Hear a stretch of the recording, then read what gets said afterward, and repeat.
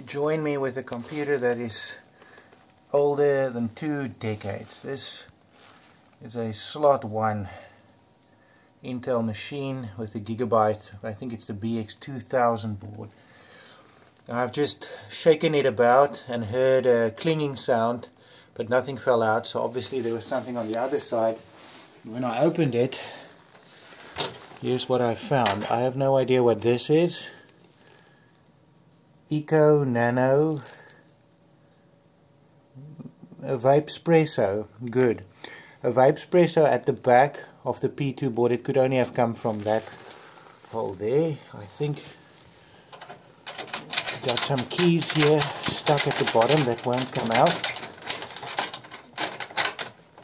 Oh man, I'm gonna have to use pliers to get those out, but this is proper house keys we have down here. We've got the bigger one down there is really stuck. But I just tried the power supply in this and it tripped the power with a mighty bang. So let's see if this thing boots up. These are some of the rustiest, crustiest connectors I have seen in a very long time. And just look at that VGA connector. My goodness. At least it's got a very nice AGP card. Well, oh my word. It's a Voodoo Banshee. My goodness. This is wow. This probably came with this board, being an all gigabyte setup. Well, that is impressive.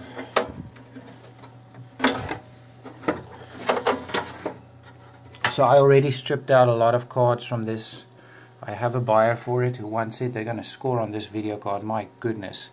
But anyways, that's all the cards that was inside. I tested the power supply, only connected to the drives. And yeah, loud bang, tripped the breaker. Let's give it some power.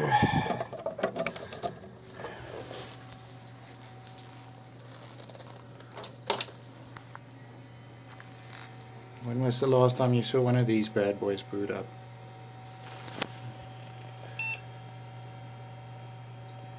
Wow. The BX440, that is a gem. An absolute gem of a chipset. I believe they can do Pentium. Oh, the VGA connector is really dodgy. 512 megabytes of RAM. We've got that Pentium 2 running at 400 megahertz, so that's going to be a 4x100 frontside bus. Yeah, a computer older than 2 decades. I remember when these things came out when I was in high school, and this bad boy still runs perfectly. And compare that to a lot of later 3rd gen, even Core 2 machines I get, and the caps are all bloated and they're dead. But what a beauty, what an absolute gem. Oh wow, that Banshee's gonna, oh, the fan is seized up properly. Guess we're not gonna play Quake on this today, but yeah, they were popular for Quake. Bit of a nostalgic blast. So I've got the side cover back on after vigorously shaking it about, and I removed the keys. I had to pull them out with the pliers, but you can tell this is the stuff that came out of that box. That's a hairband. Nice, it's nice and it's wet. But looking through this, I don't know what that is. Yeah, that's this bad boy. Got a Sony DVD writer. No, that's a CD writer. What is it? Double layer. Okay, that's a DVD writer.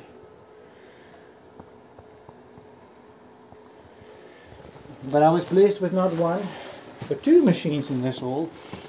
And this, from what I can tell, is a Socket 370. So we're looking at a Pentium 3 of sorts. It's got RAM. I'm not going to trust that power supply, judging what the other one did. It's a spider. No, that's leaves. That's leaves. That's leaves. Okay, let's get this thing on the bench and see what it does. Okay, so I've got this Pentium 3 hooked up to my trusty power supply. I'm not trusting this power supply that came with it. The other one looked just as bad, and yeah, it tripped the breaker. So we've got VGA, we've got our keyboard. Let's see if there's smoke. Got power. CPU fan is spinning. That's good. We're gonna get a 2 for 2 today. no display.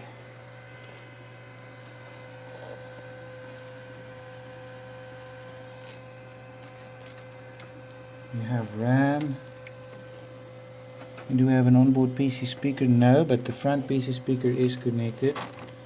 So I'm not sure what this guy's story is. Could be a dead VGA card. I don't have any PCI cards, so I can... Oh, wait, there we go. We have a living Pentium 3. What? Wow!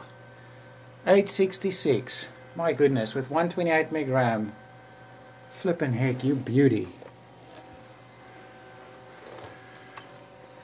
Yeah, 128 megabytes of RAM.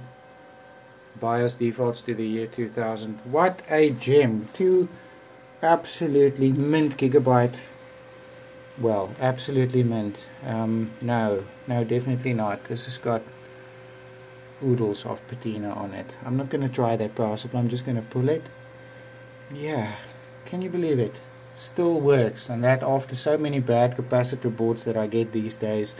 And these boards actually, I think they're just before the whole capacitor plague, but I had a gigabyte board from 2001 with my Athlon XP, and yeah, it developed power issues after a while. It's a bit of nostalgia. You can have a nice look at the front. It doesn't have any stickers, it doesn't have a top panel, it doesn't have a panel on that side or this side, but it runs. We got a, what's that? An ATI Rage, my goodness. Excellent. Just, I've seen bad, but my word. This must have been stored in a coastal area, in an outside shed, judging by those leaves. Yeah, the guy that already made an offer on these, who was scoring an awesome deal by the way, he said he doesn't want the power supplies or the hard drive, so yeah, I can completely understand that. The hard drive, by the way, is the infamous IBM Death Star, and this is the 20 gig model. I recall a friend of mine buying one, and within 8 days it had the click of death, so yeah, I'll try that one out a bit later, but just thought I'd show the absolutely gunky, rusty vibe we've got going on here. I haven't seen one of these in ages. So this is a PCI network card, but this little ribbon cable here with 3 wires that goes to the motherboard, that's how your Wake on LAN used to look in the old days. And nowadays with integrated network, your Wake on LAN is all there, but this is how we did it in the old days. If you wanted to wake up your computer with a ping on the LAN, or what wakes it up? There's some magic packet that goes to port 7 or 9.